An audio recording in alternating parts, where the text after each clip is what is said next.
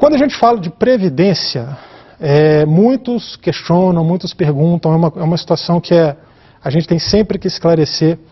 Os 5% que o microempreendedor individual paga, a gente vai frisar isso muitas vezes na nossa palestra, e vocês vão ver o Sebrae falar muito disso.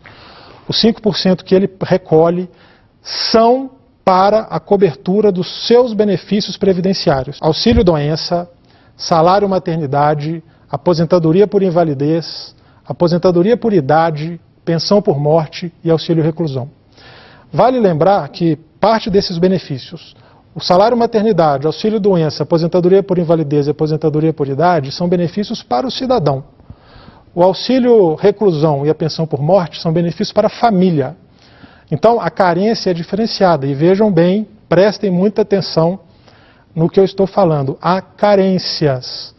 Não é o simples fato de chegar no portal do empreendedor e se formalizar em poucos minutos que dá direito automático a usufruir dos benefícios previdenciários. Há carências a serem cumpridas. Quais são essas carências? Para uma empreendedora ter direito ao salário-maternidade, tem que haver 10 contribuições mensais. Para que um empreendedor ou empreendedora tenha direito ao auxílio-doença, que inclui aí os acidentes de trabalho, quebrei uma perna, quebrei um braço, isso está embutido no auxílio-doença. São 12 contribuições mensais.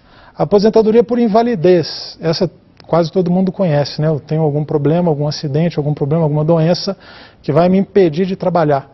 Eu preciso ter contribuído por 12 meses, com 12 contribuições mensais. A aposentadoria por idade.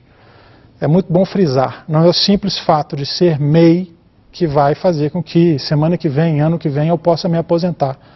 Há regras para isso, é preciso constituir um fundo, isso é feito com os pagamentos mensais.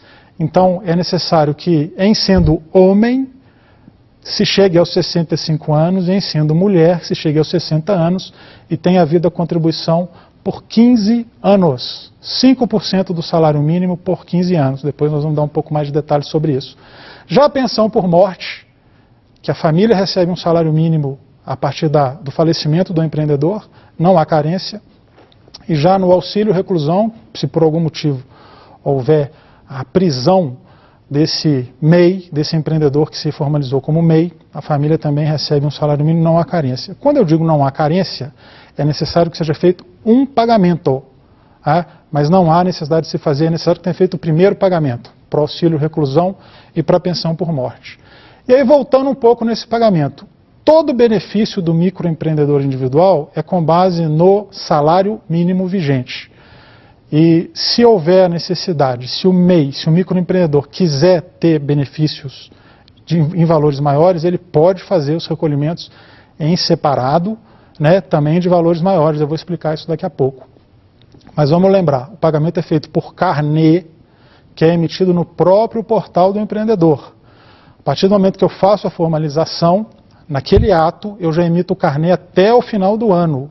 E depois, em todo início de ano, eu volto ao portal do empreendedor e emito o carnê do ano inteiro. São valores fixos. 5% do salário mínimo, mais R$ 5,00 a título de imposto sobre serviços, se eu for um prestador de serviço, e R$ 1,00 a título de ICMS, se eu for um comerciante ou tiver uma pequena produção industrial. Os outros tributos, aquilo que eu falei antes, a isenção tributária e redução tributária, ela é enorme. Eu estou isento de PIS, eu estou isento de COFINS, eu estou isento de imposto de renda, eu estou isento de contribuição social sobre o lucro, eu estou isento do salário e educação, eu estou isento do IPI, eu estou isento da contribuição sindical e da contribuição para o sistema S. Então são várias isenções a partir da inscrição como MEI, como microempreendedor individual. Outra coisa importante, né, quando se fala em aposentadoria, se fala em direitos, em benefícios previdenciários, muita gente pergunta: e se eu quiser um benefício de 2 salários mínimos, já que o MEI incorpora benefícios de 1 salário mínimo? Então, tudo que a gente falar aqui no decorrer dessa palestra é sempre em cima de 1 salário mínimo. O valor da contribuição, 5% de 1 salário mínimo. O valor dos benefícios, em cima de 1 salário mínimo. As contribuições mensais, o que eu me referi agora há pouco, 1 salário mínimo. O auxílio-reclusão, 1 salário mínimo, a pensão por morte, 1 salário mínimo, a aposentadoria, 1 salário mínimo. E se eu quiser receber mais do que 1 salário mínimo? Basta recolher as diferenças mas aí é necessário cumprir uma burocracia em separado, recolher uma guia, que se chama Guia de Informações ao FGTS e Previdência Social, a GFIP. Você recolhe os 15% de diferença que um cidadão comum deveria recolher. Eu lembro que, como eu falei desde o início, a política de inclusão previdenciária para o MEI ela é muito forte. Então, um cidadão comum, um empreendedor comum, recolhe 20% de um salário mínimo, o MEI recolhe 5% de um salário mínimo.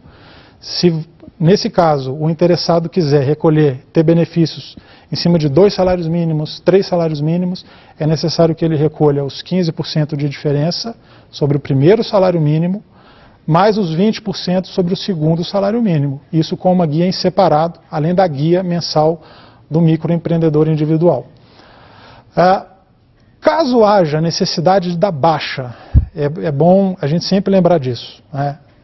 Deixei de ser microempreendedor individual, eu quero continuar recolhendo para que eu continue tendo a contagem de tempo para a minha aposentadoria, né?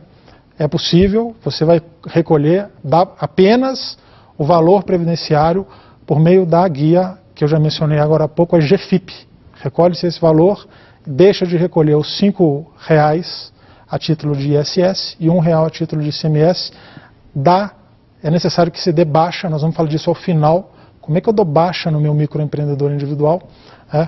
É necessário que se dê baixa, mas é possível fazer a contribuição em separado.